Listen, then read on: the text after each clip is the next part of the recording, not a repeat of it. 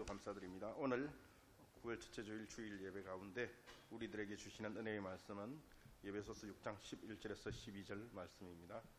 마귀의 관계를 능히 대적하기 위하여 하나님의 전신 갑주를 입어라. 우리의 씨름은 혈과 육을 상대하는 것이 아니요 통치자들과 권세들과 이 어둠의 세상 주관자들에게 하늘에 있는 악의 영들을 상대함이니라. 아멘. 하나님의 전신 갑주를 입어라는 제목으로 차명건 목사님께서 말씀을 전해드리겠습니다.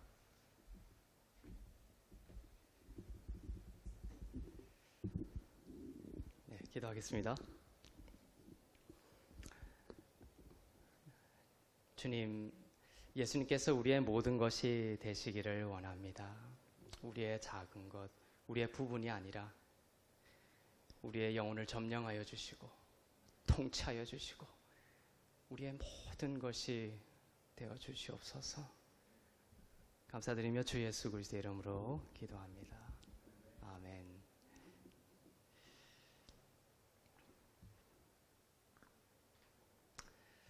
우리 성도님들의 사랑과 기도로 안식 주간을 잘 마치고 돌아왔습니다. 우리 온라인으로 제가 또 예배 참여하면서 우리 성도님들이 동일한 마음으로 주님을 예배하고 찬양하는 모습이 얼마나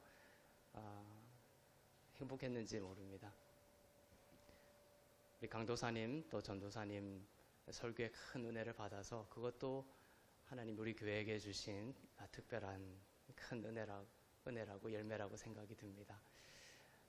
기도하면서 또 깊은 임재 묵상 가운데 귀한 시간을 보냈고 또 그 회복된 쉼과 안식과 주시는 생명으로 또 남은 4달 정도 남았죠. 이제 올해가 정말 뭔가를 많이 성취하려고 하기보다 더욱 주님과 깊어지는, 주님과 더욱 깊은 사랑에 빠지는, 주님 앞에 존재로 설 수 있는, 행위로 서는 것이 아니라 존재로 그저 용납받는다라는 것을 깨닫는 그러한 믿음의 뿌리가 깊어지는 시간들이 되기를 바랍니다.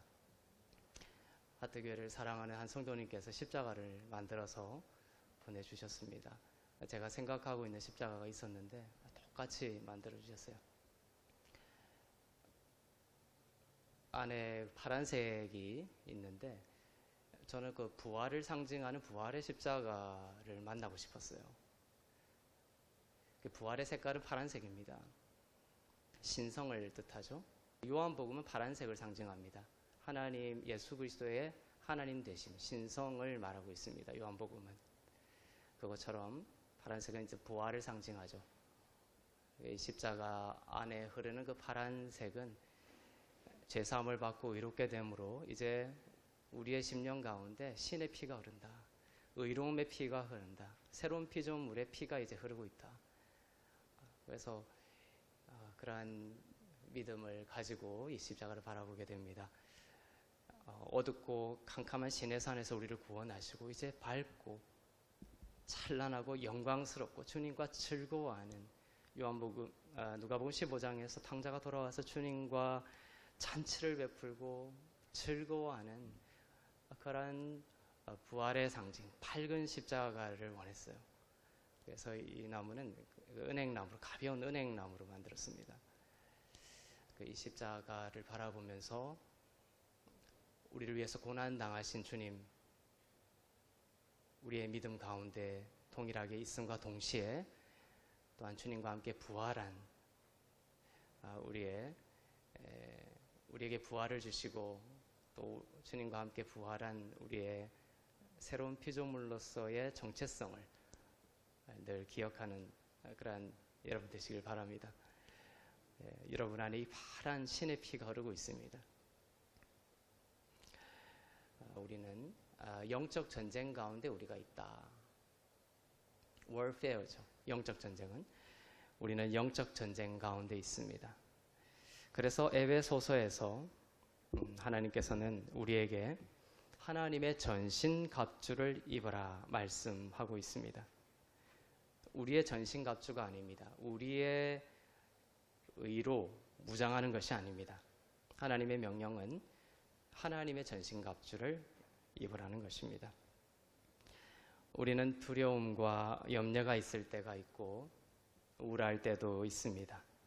분노와 질병이나 각종 어려움에 처할 때도 있습니다. 사람들은 이것을 혈과 육적인 차원에서만 다루고 해결하려고 하지만 하나님은 우리가 어떤 존재다, 영적인 존재다 라는 것을 말씀하십니다. 그래서 우리의 근원적인 씨름은 혈과 육을 상대하는 것이 아니라 통치자들과 권세들과 이 어둠의 세상 주관자들과 하늘에 있는 악의 영들을 상대하는 것이다 라고 분명하게 말씀하고 있습니다. 이것을 깜빡 잊어버리면 그냥 육신의 안목으로 육신의 그 시야에 보이는 것에 갇혀서 참된 구원의 탈출을 하지 못해요. 결박에서 풀려나지를 못합니다. 계속해서 인간적인 생각과 지혜를 동원해서 여기서 해결하려고 하지만 끊임없는 미움과 분노와 그러한 상처 속에서 헤어나지를 못합니다. 우리가 영적 존재라는 것을 알고 하나님의 이 명령을 기억하십시오. 우리의 싸움은 혈과 육에 대한 것이 아니다. 속고 있는 것입니다. 그 이면에 있는 하나님의 영적인 싸움이 있다라는 것입니다. 복음서의 한 예를 통해서도 확인할 수 있습니다. 예수님은 18년 동안 굽은 허리로 살아온 여인에게 복음을 역사하셨습니다. 예수님이 이 여인에게 안수하셨을 때 그녀는 자유하게 되었고 18년 동안 그 굽었던 허리가 고쳐졌습니다. 예수님은 여인에게 다가가 내 병에서 놓였다라고 말씀하셨고 안수하셨고 여자는 곧 몸을 폈습니다. 그런데 예수님은 이 여인의 질병의 배후에 18년 동안 허리를 굽히고 하늘을 보지 못하고 이렇게 질병에 묶여 있었던 것의 배후에 무엇이 있었냐? 사단이 있었다는 것을 말씀합니다. 누가복음 13장 16절입니다. 그러면 18해 동안 사탄에게 매임받은 이 아브라함의 딸을 안식일에 이 매임에서 푸는 것이 합당하지 아니하냐. 여인의 질병을 고쳐주시면서 예수님의 관점은 무엇입니까? 18년 동안 사탄에게 매임받았다라는 것입니다. 질병의 이면에 우리가 이 세상 땅 위에서 겪는 혈과 육의 이면에 어둠의 권세가 있고 영들, 악의 영들과 세상 주관자들과의 영적인 싸움이 그 배후에 있다라는 것을 말씀하고 있습니다. 18년 동안 사단에게 매여 있었고 예수님이 안식일에 안수하심으로 그 매임에서 풀어주심으로 치유하셨습니다. 예수님은 질병이라는 이 문제를, 질병만이 아닙니다. 오늘 대표적으로 질병이라고 나오지만 이 질병이라는 문제를 혈과 육의 차원으로만 다루지 않으셨습니다. 안수하셨죠. 예수님이, 여기서 예수님이 안수하셨습니다. 예수님이 필요하다는 것입니다. 모든 문제에 예수님의 안수와 기름 부으심이 필요하다는 것이에요. 영적인 싸움인 것이죠. 보이지 않는 영적인 세계의 매임과 풀림에 대해 말씀하셔서 우리로 하여금 삶의 문제에 있어서 영적인 전쟁의 부분이 있다는 것을 가르치고 있습니다. 우리가 죄사함을 받은 하나님의 의로운 자녀로서 예수님의 공로를 믿는 자인가? 하나님의 사랑을 받는 자라는 그 영 가운데 있는 것인가? 이런 영적인 영역에서의 싸움이 있습니다. 그러니까 그 질병이라든지 그 분노라든지 그 미움이라든지 이것 자체를 해결하려고 아무리 자기의 지식을 동원하고 사람들에게 수소문하고 해봐도, 책을 들여다봐도 해결이 되지 않습니다. 영의 영역으로 넘어가야 됩니다. 그래서 그 영은 어떤 영을 말하느냐? 바로 예수의 영이죠.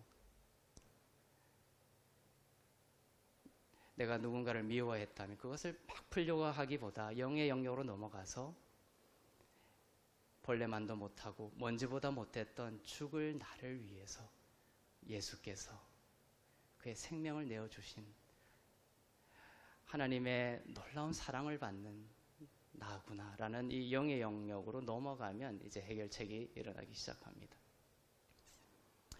아니면 우리를 그리스도의 마음에서 멀어지게 하고 나의 혈과 육을 자랑하고 의지하게 만들려는 어둠의 권세 아래에 있느냐, 어떤 영적인 싸움이 있다라는 것입니다.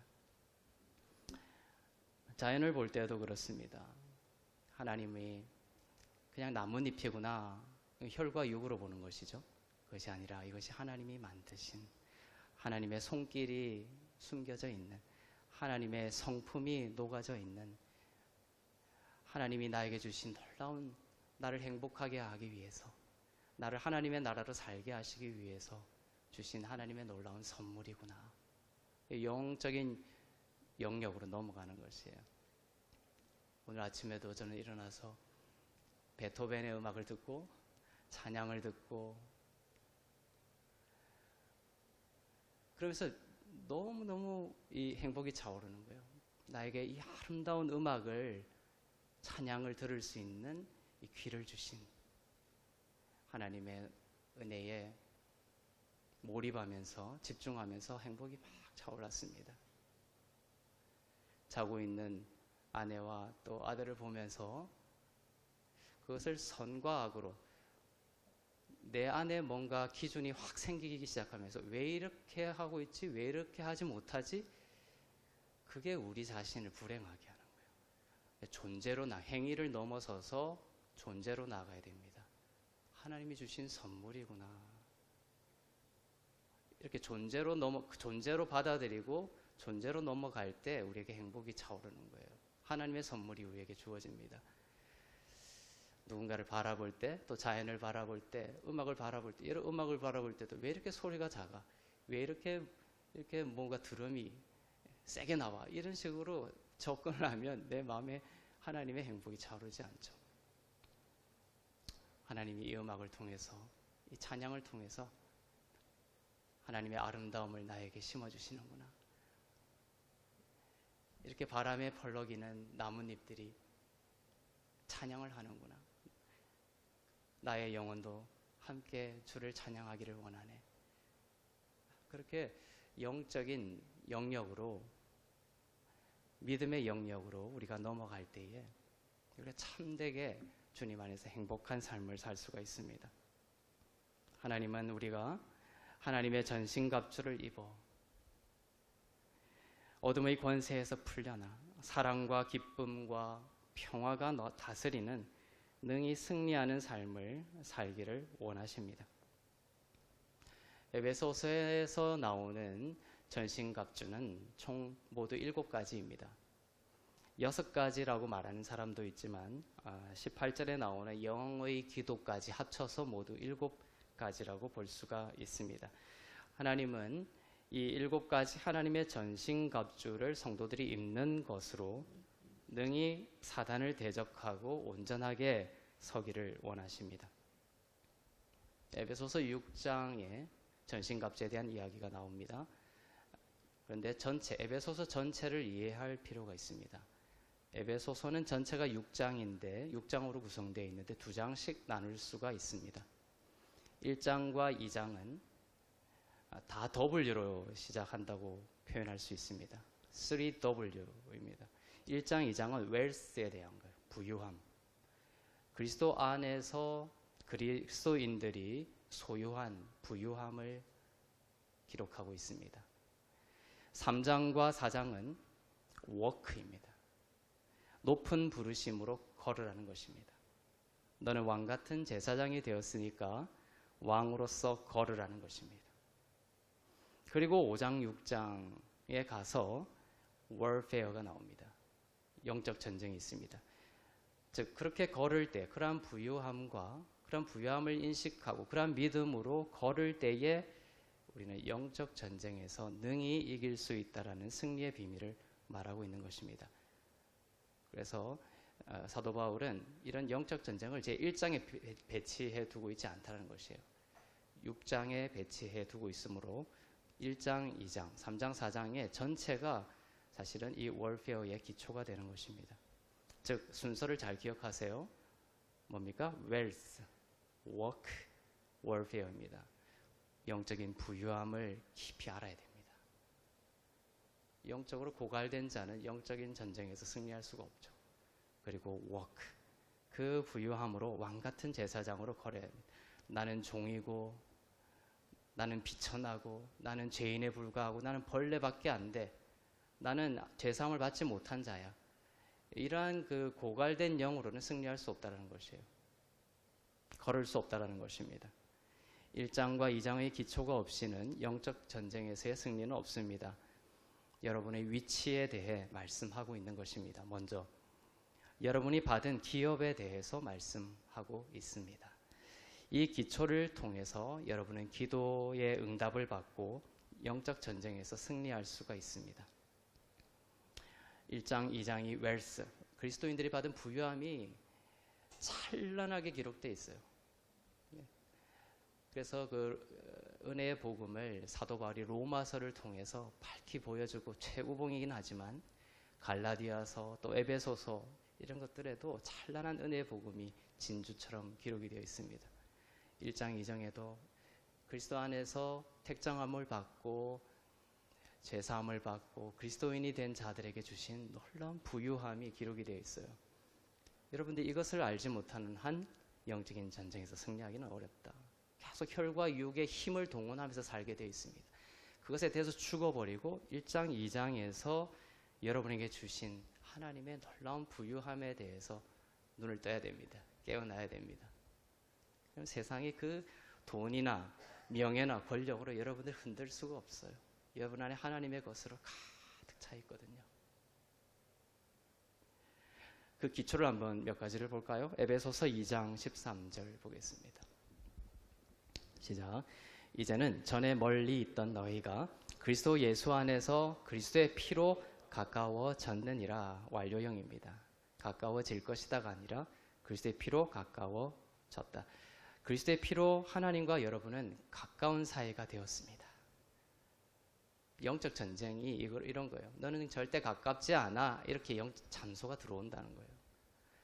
하나님의 전신갑주를 입는다는 건 뭡니까? 그 참소를 물리치고 그리스도의 피로 나는 하나님과 가까운 자야 라는 믿음의 영역에 거할 때 승리할 수 있는 것입니다. 만일 여러분이 하나님과 절대 가깝지 않다라는 영으로부터 기도한다면 그것은 패배로부터 기도하는 것이고 영적인 전쟁에서 승리할 수 없습니다. 에베소서 1장 4절을 보겠습니다. 시작. 곧 창세전에 그리스도 안에서 우리를 택하사 우리로 사랑 안에서 그 앞에 거룩하고 흠이 없게 하시려고. 창세전에 여러분을 그리스도 안에서 택하셨습니다. 믿으십니까? 확신을 가져야 되는 거예요. 여기서 흔들리면 모든 기초가 다 흔들립니다. 아르메니안주의는 여러분이 교회를 다니면서 여러분이 어떠한 삶을 사는 것인지를 보고 그걸로 구원을 판단하는 것이 아르메니안주의입니다. 행위구원이죠. 지금도 교회란 이름을 걸어놓고 그러한 설교를 하는 곳이 반 이상은 될 것입니다. 아르메니안주의는 종교 회의에서 이단으로 규정된 바 있습니다. 하지만 그것이 인간의 본성이기 때문에 끊임없이 진리의 영역으로 또 들어오고 와서 앞으로도 계속 그런 혼합은 있을 것입니다. 하지만 우리는 말씀의 근본으로 들어가서 예수 그리스도의 온전한 택정하심으로 그 안에서 우리를 택정하심으로 우리를 구원하셨다라는 하나님의 온전한 은혜로 구원하셨다라는 우리의 행위로가 아니라 우리가 선과 악을 행하기도 전에 창세전에 그리스도 안에서 우리를 택정하셨다라는 이 에베소서 1장의 말씀을 진리로 굳게 붙들어야 합니다. 여러분이 입술로 예수는 나의 구주시고 나의 메시아이시고 예수로 인해서 나의 모든 죄가 사함받았다는 것을 고백한다면 의심 없이 여러분은 창세전에 그리스도 안에서 택정함을 받은 자입니다. 로마서 8장 말씀처럼 택정함을 입은 자는 하나님께서 반드시 그러한 자를 의롭다 하시고 구원하시고 영화롭게 하실 것입니다. 확신을 가지셔야 됩니다. 그리고 그리스도 사랑 안에서 여러분은 그 앞에 거룩하고 흠이 없게 되었다라고 기록하고 있습니다. 만일 여러분이 이 확신에서 흔들리고 또한 거룩하지 않고 나는 흠이 많다. 물론 흠이 많습니다. 우리는 모두 흠이 많고 거룩하지 않습니다. 한 사람도 의인은 없나니 하나도 없습니다. 구약에서는 의인이라는 표현이 나오죠. 롯도 의인이고 아브라함도 의인이고 하나님께서 의인은 사랑하시고 악인은 파멸시킨다라는 이런 구절들도 있죠. 그래서 마치 우리가 우리의 행위로 의인인 것처럼 의인이 될 수 있는 것처럼 그렇게 껍질로 기록되어 있지만 그것은 그림자입니다. 무엇을 말하려고 하냐면 로마서에 오면 그것의 진실한 의미를 밝힙니다. 뭐라고요? 의인은 없나니 하나도 없다. 구약을 읽을 때 이 로마서의 바울의 이 진리를 기초로 읽지 아니하면 안 됩니다. 내가 뭔가 열심히 해서 의인의 영역에 속해야지. 그렇게 구약을 읽으면 안 된다는 거예요. 의인은 살리고 악인은 파멸시킨다. 신약에 오면 로마서에서 의인은 없나니 하나도 없다. 그러므로 나는 이 세상에 태어나는 모든 사람은 악인이라는 거예요. 아무리 선한 일을 해도. 어떻게 의인이 된다? 바로 예수 그리스도의 십자가의 공로를 믿는 자, 예수님을 믿는 자만이 의인이 되는 것입니다. 그래서 구약에서 의인은 내가 구원하고 그것은 바로 행위 구원이 아니라 예수 그리스도를 믿는 자를 말하는 것이에요.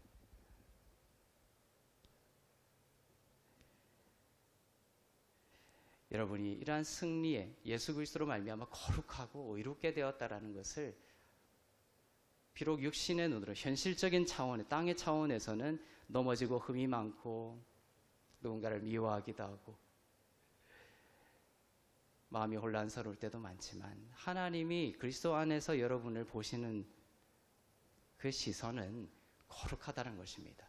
의롭다라는 것입니다. 흠이 없다라는 것입니다. 영적인 월페어는 뭐예요? 사단이 들어와서 참소해서 여러분이 거룩하지 않다라고 쳐버리는 거예요.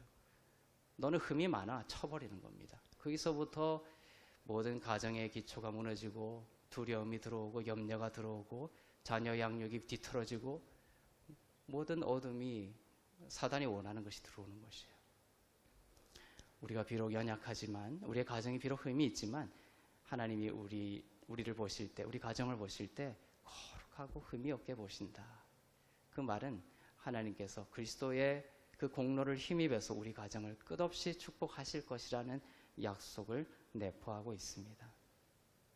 그래서 사단의 어떠한 유혹으로부터 자유하게 되는 것이에요. 누가 1,000만 원 줄 테니까 이거 조금 그냥 해달라고, 남 모르게 해달라고 이런 것들을 딱 막아설 수 있는 거예요. 내가 그 돈 받지 않아도 나는 그리스도 안에서 의로운 자이기 때문에 하나님이 나를 전적으로 축복해 주실 거라는 것을 믿습니다. 내가 부정한 행위를 해서 좋은 대학을 가면 성공할 수 있을 거라 세상이 주죠. 참소하죠. 그거 아니면 내가 무너질 것 같죠. 하지만 아닙니다. 하나님이 나를 그리스도 안에서 의롭게 하셨고 흠이 없게 하셨기 때문에 나의 인생은 하나님께서 책임지신다. 아들아, 딸아, 하나님께서 너를 의롭게 보시기 때문에 너가 좋은 대학, 세상에 말하는 그 인류대학에 가지 않아도 너는 하나님께 가장 빛나는 하나님의 사도로서 제자로서 복음의 삶을 하나님의 제자로서의 삶을 살아갈 수 있어.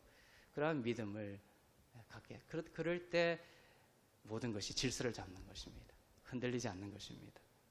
하나님을 중심에 두고 그리스도 안에서 내가 택정을 받고 거룩하고 흠없고 의롭다라는 이 믿음 안에 거하시기를 바랍니다.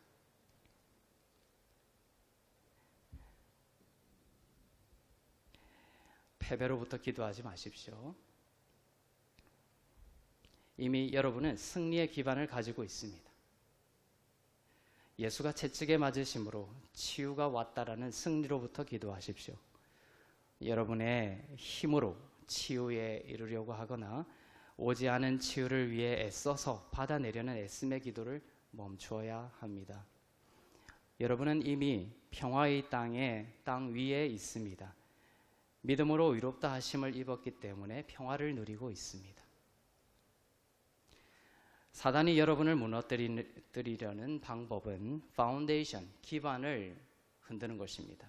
기반을 옮기는 것입니다. 의롭지 않다고 생각하게 만드는 것입니다.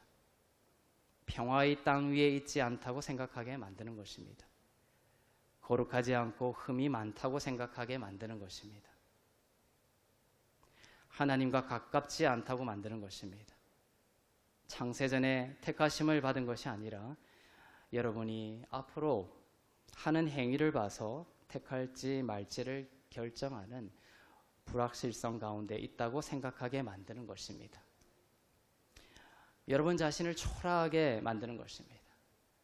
여러분 자신을 초라하게 만들어서 두려움과 염려로 애쓰게 만드는 것이 그들의 목표입니다.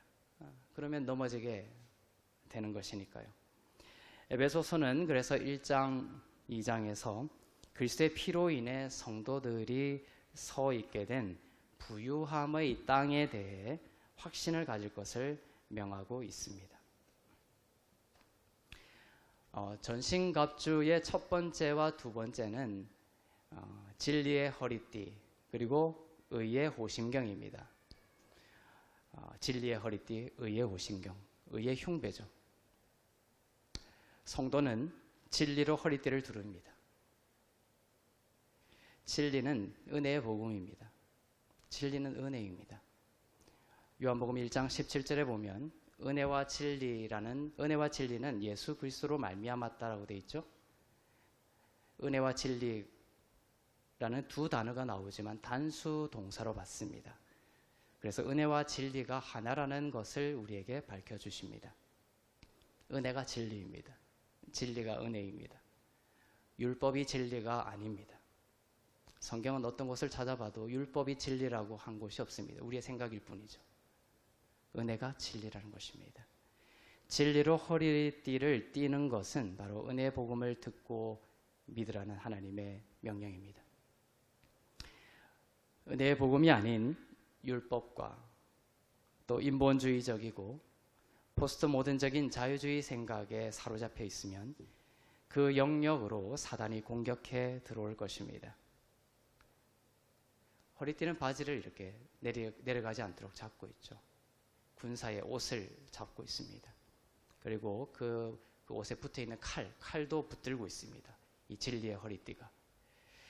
은혜의 복음의 진리를 믿는 것은 이 영적 전쟁에 있어서 기본적인 자세를 형성해 줍니다. 두 번째는 의의 흉배입니다. 흉배는 장기 등을 보호합니다. 중요한 부위를 보호하죠. 이 흉배는 의의 흉배입니다. 이 의가 무엇이냐? 일부는 가르치기를 이것이 도덕적인 행실이나 바른 행위라고 가르치기도 하지만 아닙니다. 하나님의 전신갑주를 우리가 7가지를 보고 있는데 이 모든 것은 바로 은혜의 복음에 관한 것이에요. 모두가.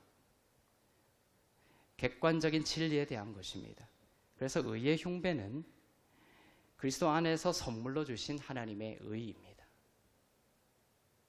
내 행위로 이 의를 추구하려는 삶을 살면 전신갑주를 입지 않아 벗어버린 거예요. 장기에 공격을 당하는 것입니다. 죽어버립니다. 자신의 주관적인 의로운 행실이라면 막아내지 못할 것입니다. 사단이 와서 참소하고 정죄할 것입니다. 에베소서 6장 15절을 보겠습니다. 평안의 복음이 준비한 것으로 신을 신고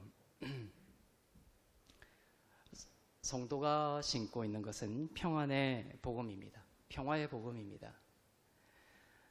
평안의 복음이 준비한 것으로 신을 신으라고 되어 있는데 여기서 준비라는 단어는 70인역에 보면 보좌의 기초가 의라고 할 때 그 기초와 같은 단어입니다.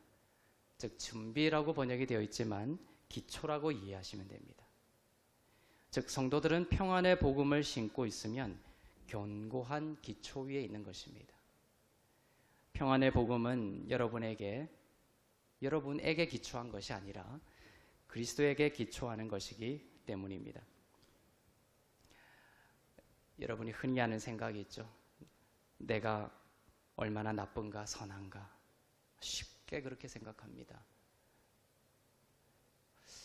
내 삶이 자꾸 불안해질 때도 그 이면의 생각은 무엇입니까? 내가 잘못하면 어떡하지? 내가 잘해야 되는데? 내가 잘했나 못했나? 반드시 흔들리게 됩니다. 그거는 반드시 여러분에게 기초를 두는 한 반드시 흔들리고 두려움이, 염려가 들어오게 되어 있습니다. 여러분이 얼마나 나쁜가, 선한가에 대한 것이 아니라 복음은 그분이 얼마나 선한가에 대한 것입니다. 그런 염려와 두려움이 있을 때 여러분의 시선을 어디로 둬야 됩니까? 나의 이 영역에서 벗어나서 예수님이 얼마나 선하신 분이신가에 시선을 두어야 됩니다. 이것이 복음입니다. 그러면 그 시선은 절대로 우리를 흔들어 놓지 못하는 거예요. 사단이 절대로 흔들지 못합니다. 그분에게 시선을 두고 그분이 얼마나 선하신가, 그분이 나를 향한 사랑은 얼마나 변함이 없으신가, 그분의 나를 향한 축복은 얼마나 충만하신가, 그것을 계속 주목하고 상상하고 고백하고 찬양하고 그렇게 그분의 선하심에 대해서 주목할수록 어떻게 되냐면 나에게 그동안 있었던 두려움이 서서히 물러가는 거예요. 모든 수천 년 된 동굴이 있어요. 여러분에게 전쟁의 상처와 시련의 상처와 자식을 잃은 상처와 많은 트라우마의 상처들이 있을 수 있습니다. 그것으로 인해서 여러분의 영혼은 어두운 캄캄한 동굴같이 되어 있을 수 있어요. 반복된 실패일 수도 있습니다. 내가 20년 동안, 18년 동안 실패했는데 뭐 지금 뭐 한다고 좋아지겠느냐, 이런 패배의식, 이러한 캄캄한 동굴이 있을지라도 촛불 하나를 켜면 그 동굴은 밝아지기 위해서 또 다른 18년이 필요한 것이 아니라는 것이에요. 그 순간 예수 그리스도의 촛불을 켜는 순간 즉시 밝아집니다. 그것을 믿을수록 치유가 속히 오는 것이에요.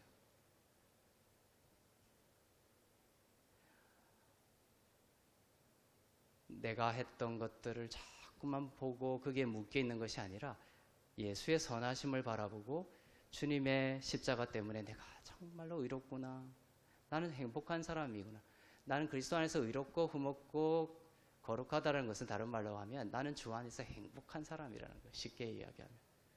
그런데 계속해서 나는 행복하지 않은 사람이라는 의식 속에 있죠. 그리고 그 기초는 나가 되어 있습니다. 지금 나의 왕자에서 내려오시고 예수님의 선하심을 바라보세요. 예수님이 나의 주인이시고 나의 왕이시기 때문에 나는 정말 행복한 사람이라는 믿음을 회복해야 됩니다. 그러면 그 어두운 동굴에 불이 하나 켜지는 것이며 여러분의 삶은 행복해지는 것이에요. 행복이 여러분을 변화시킵니다. 세상이 주는 행복이 아니라. 진리는 이 행복과 연결이 되어 있습니다. 나는 왜 이렇게 여러분에게 일어나는 모든 변화의 속도와 질적인 깊이는 주 안에서 느끼는 이런 행복과 관련이 있습니다. 내가 이런 복음의 진리와 교리를 묵상하죠. 근데 내 마음에 그것이 늘 불행해요. 그러면 내 내면이 변화되지 않습니다. 여러분도 행복한 사람 가까이 있기 원하죠. 매일 남을 저주하고 남을 욕하고 불행한 사람 옆에 가까이 가기를 원하지 않습니다. 아무도. 여러분의 영혼도 마찬가지예요. 내 마음속에 있는 미움들, 두려움들, 염려들, 또 이렇게 하고는 싶지만 자꾸만 그렇게 하지 못하는 나의 이런 연약함들이 예수 그리스도의 성품으로 변화되기 위해서는 행복이라는 감정이 필요한 것이에요. 그 교리와 행복이라는 영성이 만날 때 내가 변화되는 것입니다. 자녀가 변화되는 것이에요. 부모들이 아무리 좋은 말을 해보십시오. 자녀도 변하지 않습니다. 하지만 부모들이 말을 하지만 부모가 행복할 때 자녀들은 그 말에 끌리고 변화를 일으키는 것이에요. 여러분 자신의 영혼도 마찬가지입니다.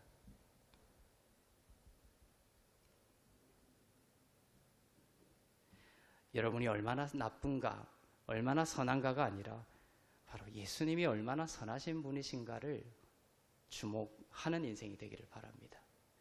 그러면 여러분들은 이미 행복한 사람이에요. 여러분의 순종에 대한 것이 아니라 그리스도의 순종에 대한 것입니다. 순종이라는 이 화두가 거대하죠. 순종하십시오, 순종하십시오. 순종하기를 원합니다, 우리는. 왜냐하면 그분만이 참 지혜이시고 그분만이 참 생명이기 때문에 그렇습니다. 예수 믿으면서 그분을 순종하지 않기를 원하는 사람은 아무도 없죠. 순종해야 합니다. 하지만 우리가 그분을 참으로 순종하기 위해서는 우리가 그분을 순종하기 위해서 열심히 노력하는 것으로 되지 않는다는 것입니다.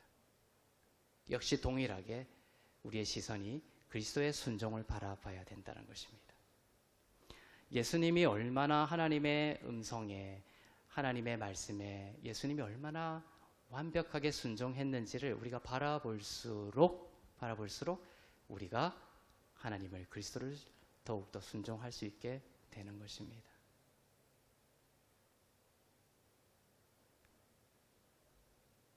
우리들의 생각들을 우리가 얼마나 순종해야 하나에서 시선을 옮겨서 그리스도께서 얼마나 완벽한 순종을 하셨는가로 옮길 때 그분의 순종이 우리에게 흘러오는 것입니다.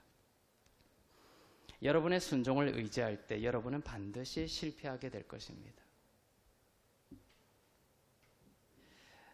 그것은 결코 견고한 기초가 아니기 때문입니다. 그리스도의 순종을 바라볼수록 여러분은 나의 애씀의 순종이 아닌 그리스도의 순종이 초자연적으로 여러분에게 차오르는 것을 느끼게 될 것입니다. 하나님께 순종하고 싶다면, 누구를 용서하라는 하나님의 이 말씀에 순종하고 싶다면 내가 열심히 순종하려고 애쓸수록 안 된다는 것입니다. 예수님께서 얼마나 하나님의 말씀에 순종하셨는지, 그분은 십자가에서 자기의 생명을, 자기를 증오하는 자의 그 창칼에 찢겨서 그 목숨을 잃어버리는 그 순간에도 용서하셨죠. 저들을 저주하지 않고 주여 저들을 용서하여 주시옵소서.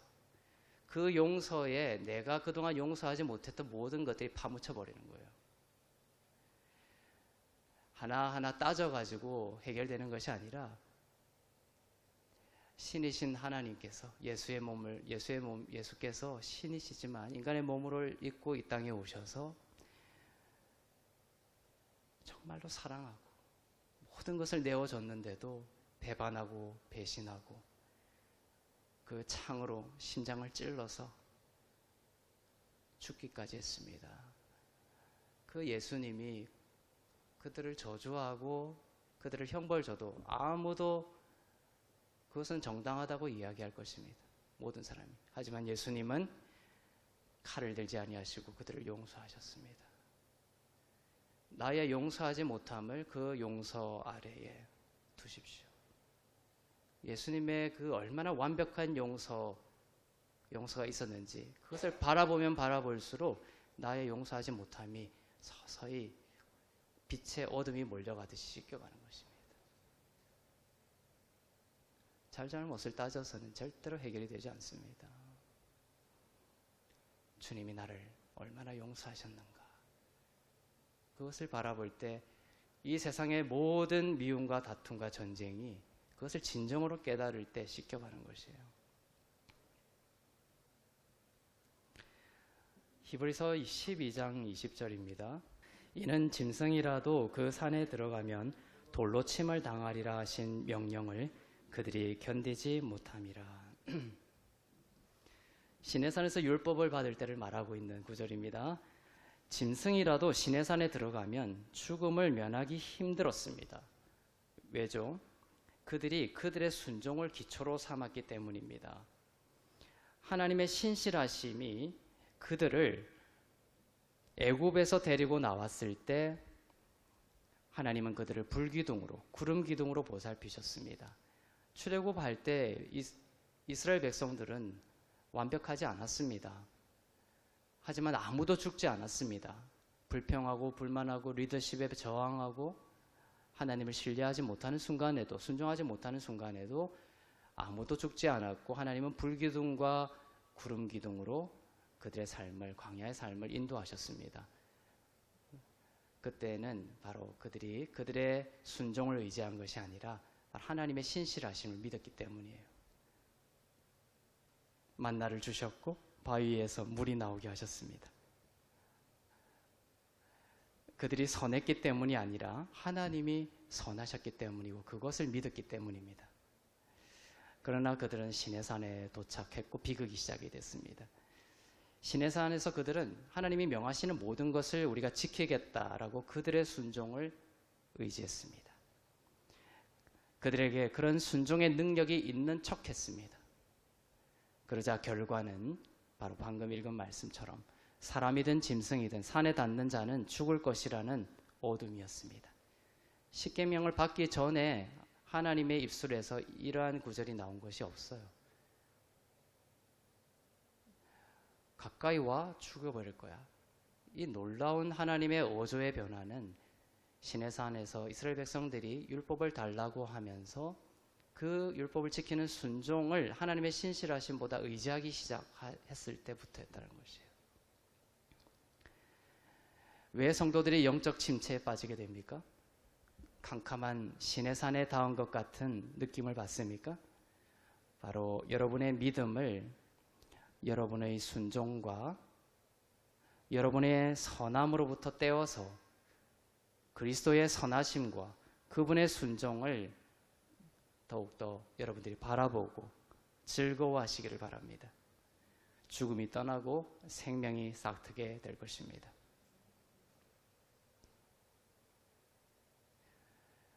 사탄은 여러분을 참소하고 대적하는 자입니다. 여러분을 율법으로 고소하는 자입니다.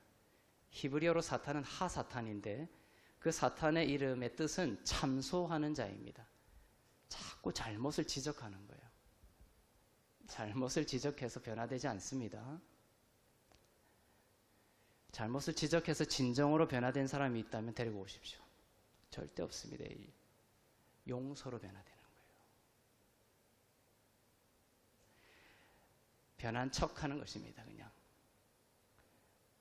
그래서 감옥에 가두고 더 살인 형벌을 주고 더 심한 형벌 제도를 만들면 사회가 더 좋아질 거라는 것은 착각이죠. 변한 척하는 것입니다. 모범수인 척하는 것입니다. 그래서 가석방되어 나와서 한순간 다시 동일한 충동이 오면 찔러 죽이는 거예요. 그렇게 모범수가 변화되지 않습니다. 척할 뿐이죠.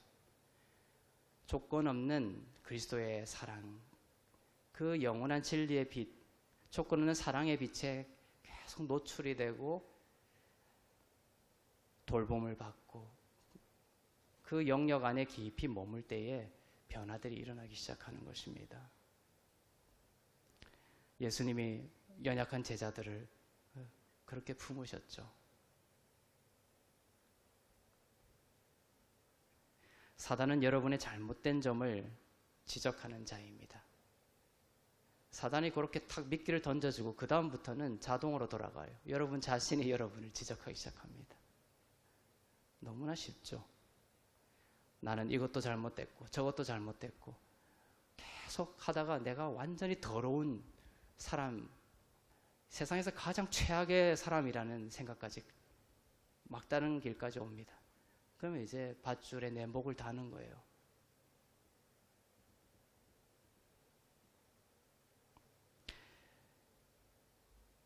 여러분의 탄원서를 사단은 찢어버리고 율법으로 여러분의 잘못된 것을 지적해서 깊고 깊은 영적 침체에 빠지게 만들고 극단적인 선택까지 끌고 갑니다. 여러분이 의지할 것은 예수의 피밖에 없습니다. 예수님의 용서의 피밖에 없습니다. 품고 사랑하는 그 피밖에 없습니다. 사단이 쏘는 것은 여러분이 이것도 하지 않고 저것도 하지 않았다라고 하면서 정죄하는 것입니다. 불행하다라고 말하는 것입니다. TV를 켜면 간단해요. 너는 이거 안 사면 불행해 이거죠. TV의 모든 광고의 기초는 그겁니다. TV를 켜는 순간 여러분은 그 구조 속에 빨려 들어가게 되는 거예요. 이 음료 안 마시면 너는 불행한 거야. 이런 거예요. 그러니까 불행의 사고 체계, 스키마라고 합니다. 부정적인 사고 체계라고 하는데 부정적인 그 신념 체계를 계속 형성해 주죠.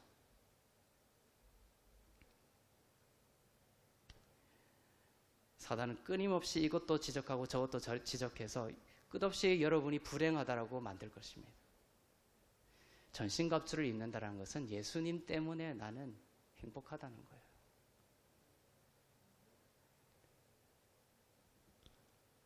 여러분이 평화의 복음 안에서 하나님과 평화를 누리는 땅 위에 있음을 믿으십시오. 이 전신갑주를 단단히 착용하십시오. 은혜 복음을 믿으라는 것입니다. 주 안에서 의롭다라는 진리를 믿으세요. 그래서 주 안에서 나는 의롭고 흠없고 거룩합니다. 이 뒤에 이 말도 좋죠. 주 안에서 나는 행복한 사람입니다. 그 말이 그 말이거든요. 왜냐하면 그것을 고백하면서도 나는 불행하다는 생각을 하고 있는 사람이 있어요. 그 사이에 사단이 나라는 것을 끼워 넣어버리는 것이에요.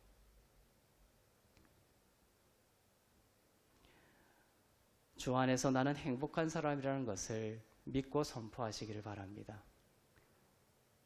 행복한 사람만이 퍼줄 수 있는 생명이 있어요. 고갈되어 있으면 퍼줄 생명이 없습니다. 행복은 어떤 사물이 아닙니다. 행복은 무엇인가를 바라보는 관점입니다. 그러니까 돈이라든지 명예라든지 어떤 비싼 차라든지 이런 것들 아무리 끊임없이 세계 최고로 가져도 불행한 거예요. 왜냐하면 행복이라는 것은 사물이 아니라 그것을 바라보는 내 마음의 관점입니다. 그래서 인기 많은 책들 있잖아요. 그런 거 보면 꼭 항상 어떤 구조로 되어 있냐면 어떤 세상 왕이 어떤 가난한 예언자를 찾아가서 지혜를 구합니다. 왜 그렇게 다 가진 왕들이 불행하게 살죠? 책들을 보면 무엇을 가지고 높이 오른다고 행복해지는 것이 아닙니다. 절대로.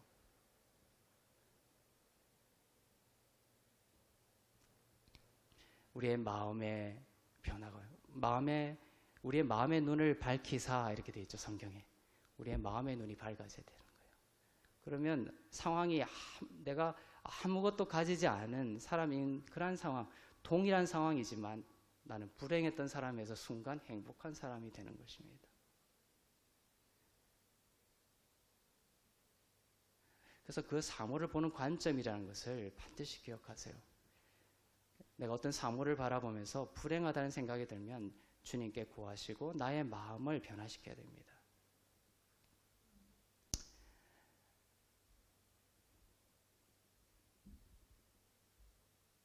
우리는 신발이 없다라고 불평하죠. 하지만 두 다리가 없는 사람을 만나면 우리의 불평은 거짓이었음을 알게 됩니다. 두 다리가 없어 우리는 불평하지만 예수를 알지 못하여 지옥에서 영원한 고통을 당해야 하는 것에서 나를 구원하시고 영원한 몸과 영생을 준비하고 계신 은혜를 바라볼 때 우리의 불평은 거짓이었음이 폭로됩니다. 그러면서 생각합니다. 왜 나는 그 수많은 소중한 시간들을 즐거워하지 못했을까? 왜 나는 마치 불행하지 아니하면 안 되는 사람처럼 불행의 이유만을 찾고 살았을까? 왜 나는 나를 감싸고 있는 넘치는 선물들을 감사하지 못했을까? 아마 여러분이 죽기 전에 그런 생각이 들 거예요. 그런 생각을 하는 사람들이 많을 거예요. 왜 나는 그 수많은 8, 90년의 시간들을 즐거워하지 못했을까? 왜 그렇게 불행하지 않으면 안 되는 사람처럼 살았을까? 그렇게 주신 것들이 많은데도. 그죠? 하나님께서 여러분의 마음의 눈을 밝히사 여러분을 온통 감싸쥐고 있는 하나님의 위대한 행복의 선물들에 대해서 눈을 뜰 수 있기를 바랍니다. 그 눈이 정말로 100% 밝아지면 덩실덩실 춤을 추게 될 거예요. 여러분들은 아마. 그런데 이 육신의 한계가 있기 때문에 예를 들면 비라는 아름다운 하나님의 선물이 있죠. 그런데 그 비가 너무나 좋지만 하나님이 그것을 좋다고 해서 왕창 쏟아버리면 꽃은 죽어버리죠. 우리가 영광의 몸을 입고 하나님의 위대한 놀라운 선물들을 전적으로 수용할 수 있는 영적인 그 기반 위에 가기 전까지는 하나님께서 우리를 때를 따라 돕는 은혜로 주시는 거예요. 에베소서 6장 16절입니다. 모든 것 위에 믿음의 방패를 가지고 이로써 능히 악한 자의 모든 불화살을 소멸하고. 믿음의 방패를 가지라고 하십니다. 성도들은 믿음의 영역에 있을 때 경고합니다. 믿음은 십자가로 주신 모든 축복을 현재적으로 받아들이는 것입니다. 믿음은 현재고 소망은 미래라고 했습니다. 믿음은 미래에 대한 것이 아닙니다. 믿음의 눈을 뜬다는 것은 하나님 주신 모든 축복이 현재적으로 왔다는 것에 대하여 눈이 밝아지는 것이에요. 행위의 영역이 아닙니다. 믿음의 영역입니다. 율법의 영역이 아닙니다. 감정의 영역도 아닙니다. 행복을 느끼는 데 있어서 감정이 중요하긴 하지만 감정이 따르지 아니할 때에도 믿음의 영역에 있으면 행복한 감정을 꽃피울 수 있습니다. 그리스도의 말씀을 들음으로써 우리는 믿음을 갖게 되죠. 그 믿음의 영역에 있을 때 사단의 모든 참소의 불화살을 막아냅니다. 믿음의 방패입니다. 감정의 영역으로 여러분이 자꾸만 끌려가면 실패합니다. 행위의 영역으로 자꾸만 끌려가면 실패합니다. 믿음의 영역이라는 것이요. 그래서 나는 이것도 못하고 저것도 못했어. 그 행위의 영역이 아니라 나는 그리스도 안에서 믿음으로 의롭게 되었어. 라는 그 믿음의 방패를 가질 때 불화살을 이겨낼 수 있는 것입니다. 에베소서 6장 17절 보겠습니다. 구원의 투구와 성령의 검 곧 하나님의 말씀을 가지라. 머리에 쓰는 투구입니다. 성도는 머리에 구원의 투구를 쓰고 있습니다. 머릿속에서 일어나는 전쟁들이 있다는 것이에요. 머릿속에서의 그 투구를 쓰지 아니하면 이 머릿속에서 모든 생각들, 부정적인 생각들 이런 것들에 패배하면서 참수에 넘어지면서 전쟁에 실패하게 됩니다. 그래서 성경은 성도는 머리에 구원의 투구를 쓰라고 합니다. 머리를 보호해야 합니다. 만일 여러분이 구원받은 것에 대한 확신이 없으면 구원의 투구에 구멍이 난 것이죠. 이 투구에 대해서 또 다른 곳에서 말을 하고 있는데 데살로니가전서 5장 8절에도 나와요. 거기도 구원의 투구가 나오는데 이 투구는 소망의 투구다라고 더욱더 분명하게 풀어서 말씀해 주시고 있습니다. 자, 구원의 투구를 쓰라고 했는데 그 구원의 투구는 구원의 소망의 투구다. 여러분의 생각이 소망 가운데 있어야 된다는 것이에요. 데살로니가전서 5장 8절 보겠습니다. 우리는 낮에 속하였으니 정신을 차리고 믿음과 사랑의 호심경을 붙이고 구원의 소망의 투구를 쓰자. 믿음은 현재적이고 소망은 미래적인 것이라고 했습니다. 미래에 대한 긍정적이고 확실한 기대를 소망이라고 합니다. 미래에 대한 애매한 아닙니다. 미래에 대한 확실한, 예수의 피는 확실한 거예요. 애매하지 않습니다. 주 예수의 이름을 부르면 구원을 받으리라 애매하지 않습니다. 예수의 이름을 부르면 반드시 구원을 얻습니다. 미래에 대한 긍정적이고 부정적인 것이 아닙니다. 긍정적이고 확실한 기대를 소망이라고 합니다. 머리에 이 투구를 쓸 수 있기를 바랍니다. 여러분의 머릿속은 소망으로 가득 차 있습니까? 소망이 아닌 절망의 생각이 있다면 이 투구에 구멍이 난 것입니다. 사단은 여러분의 생각을 사로잡아서 소망을 잃어버리게 하고 부정적이고 절망과 낭만과 두려움과 염려로 채우려고 합니다. 그러나 하나님의 명령은 소망의 투구를 쓰라. 잘 될 것이다. 괜찮을 거야. 구름은 지나갈 거야. 빛이 비칠 거야. 태풍도 곧 지나갑니다. 소망을 가지십시오.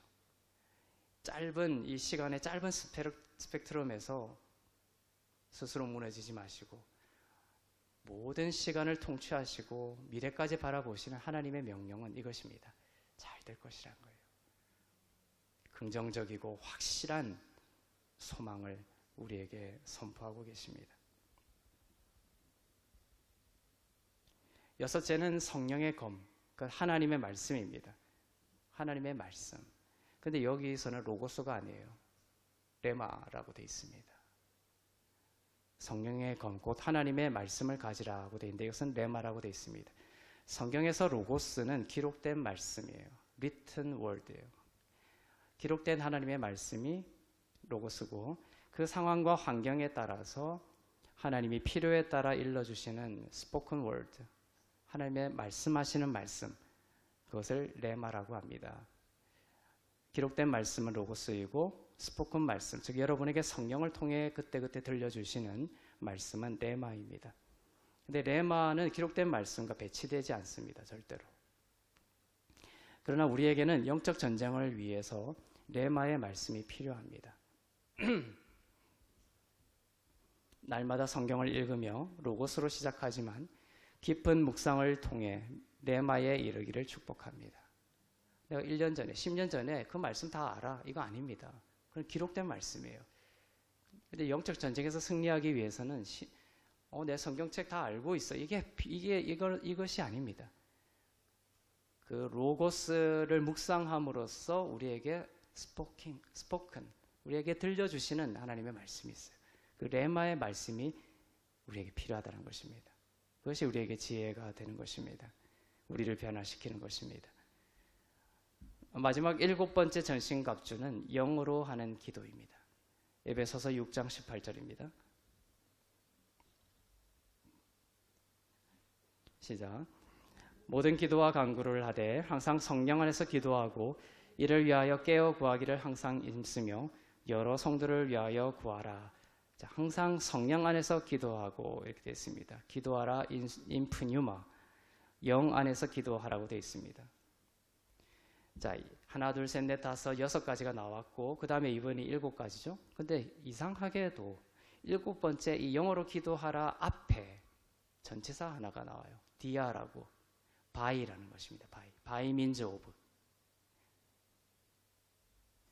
이것은 어떤 방법을 통해서, 어떠한 수단을 통해서 줄 것이라는 거예요. 앞에 6가지 모두를. 즉 앞서 6가지의 전신갑주를 열거해 놓고 마지막에 디아라는 단어를 쓰면서 영의 기도를 풀어주심으로 앞서 6가지의 전신갑주를 받고 있는 방법을 밝히고 있는 것입니다. 무엇을 통해 전신갑주를 입느냐? 바로 항상 성령 안에서 기도하는 것을 통해서입니다. 영으로 하는 기도를 말합니다. 영으로 하는 기도는 대표적으로 방언을 말하지만 새 언약의 믿음으로 하는 기도가 큰 범주에서 모두 영으로 하는 기도입니다. 예수의 보혈로 모든 죄가 사함을 받았고 의로움을 입은 하나님의 아들이 되었다라는 새 언약의 믿음으로 기도할 때 성도들은 영으로 하는 기도이며 에베소서 6장에 나오는 하나님의 모든 전신갑주를 선물로 받게 될 것입니다. 예수 그리스도의 보혈로 여러분의 모든 죄가 사함받았습니다. 미래의 죄까지도. 예수의 부활로 여러분은 하나님 우편에 앉아 주님과 함께 세상을 다스리는 권세를 가지게 되었습니다. 얼마나 부유합니까? 그 부유함을 깨닫고 행복하시기를 바랍니다. 토마스 아퀴나스가 쓴 그 신약대전, 그 거대한 신약 대전에 보면 제일 앞줄에 제일 처음 출발이 이렇게 기록이 되어 있어요. 이 신약 대전을 쓰는 목적이 무엇이다? 성도의 행복을 위하여. 우리가 예수를 믿고 행복해야 돼요. 행복하기를 원하세요. 누가복음 15장에서 그 탕자가 타지에서 있다가 아버지 집에 돌아와서 모든 것이 바뀝니다. 아버지와 함께 잔치를 벌이고 행복한 시간들을 보내죠.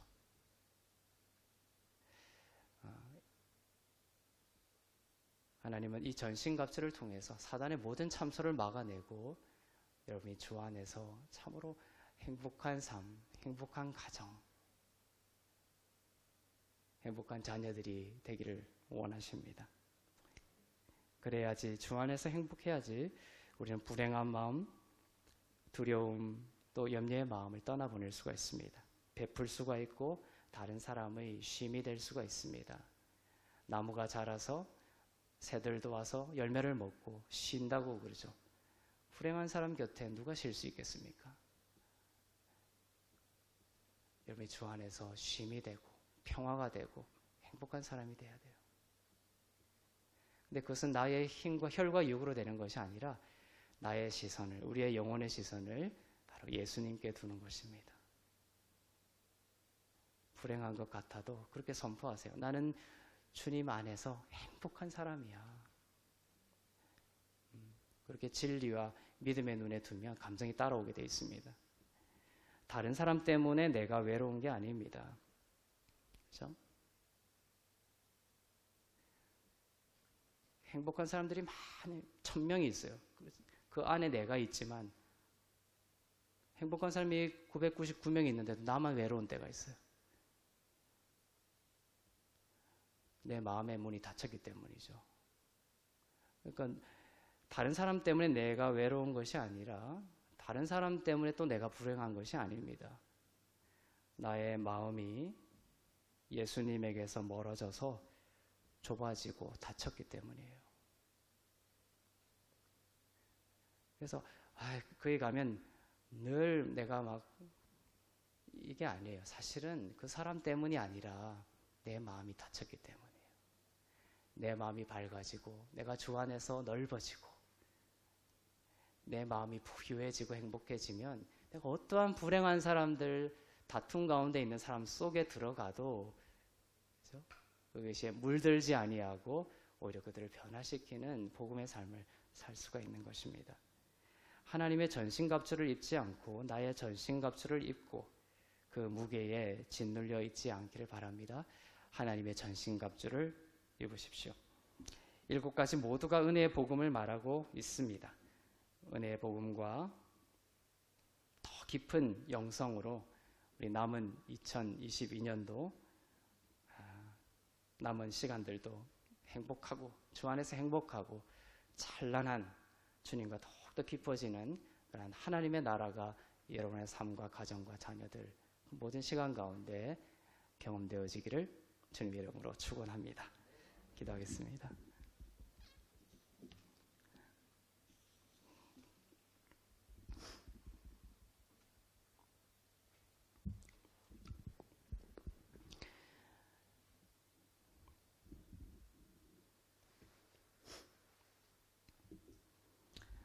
사랑의 하나님 아버지, 어떻게 살아가야 할지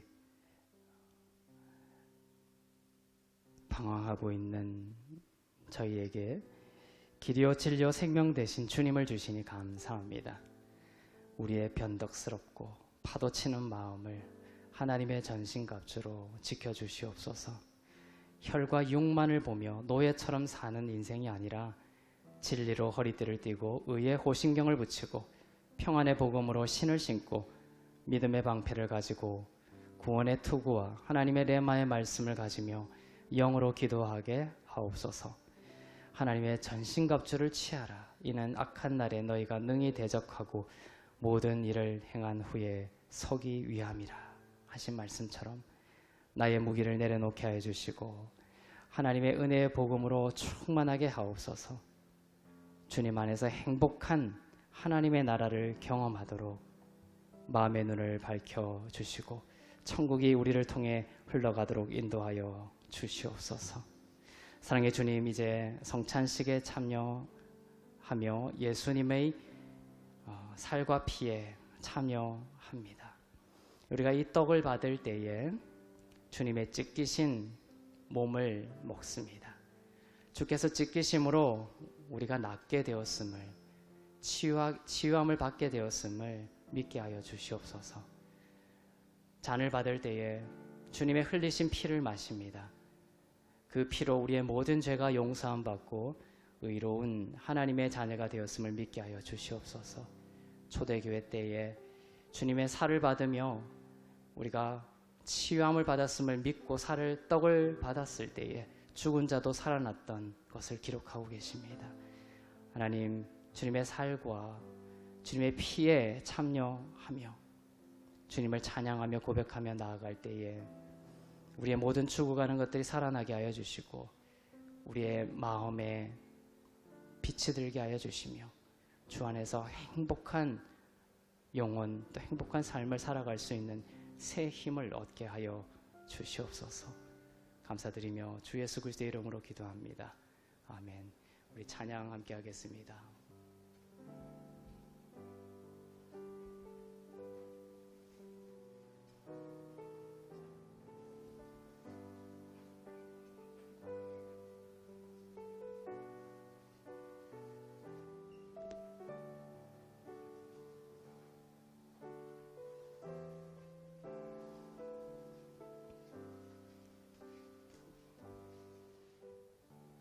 영죽을 인생을 위하여 인간의 몸을 입으시고 이 땅에 오신 하나님이신 예수 그리스도의 이름을 찬양합니다.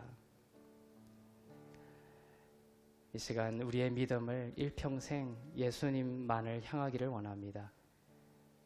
지난 일주일 동안 또 지난 시간 동안 이리저리 흔들리고 방황했지만 다시 한 번 더 나의 선함과 나의 나쁨이 아니라 예수님의 선하심만을 주목하는 인생 되게 하여 주시옵소서. 에베소서의 말씀을 통하여 우리에게 주신 그리스도 안에서 우리에게 주신 하나님의 놀라운 부유함에 눈을 뜨게 하여 주시고 우리에게 주신 예수 그리스도의 이름이라는 큰 권세를 의지하여 그 이름을 의지하여 살아가는 인생 되게 하여 주시옵소서. 사단의 어둠의 권세에 무너지는 인생 되지 않게 해주시고 항상 하나님의 말씀을 소중하게 생각하고 하나님의 말씀을 중심에 두고 레마의 말씀으로 살아가는 인생 되게 하여 주시옵소서. 전쟁으로 고통받고 있는 땅 가운데 임하여 주셔서 모든 총칼을 꺾어주시고 평화가 깃들게 하여 주시옵소서.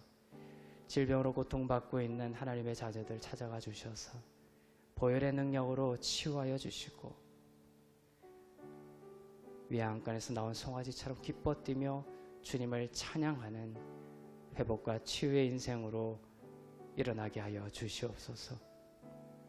모든 것이 하나님의 은혜임을 고백하며 드린 예물 위에 기름 부으시고 쓰이는 곳마다 복음이 전파되고 교회가 세워지고 하나님의 나라가 온전히 임하게 하옵소서.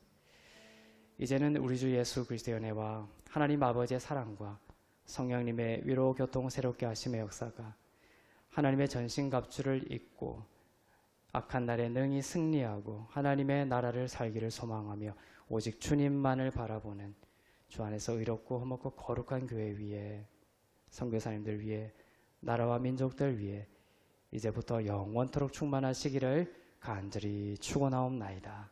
아멘.